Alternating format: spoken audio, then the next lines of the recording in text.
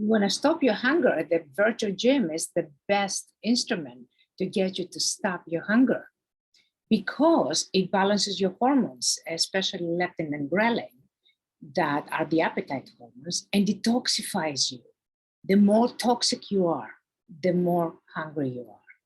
When you are detoxed, when your hormones are balanced, then your sweet cravings and your cravings for fatty foods and chips and things like that, they just go away.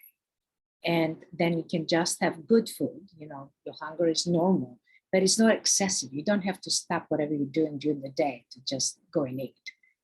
So you can control your hunger with a virtual gym. And this is why it's extremely important, because obesity, being overweight, has results like fatty liver, visceral fat in an older age, and that really reduces your lifespan.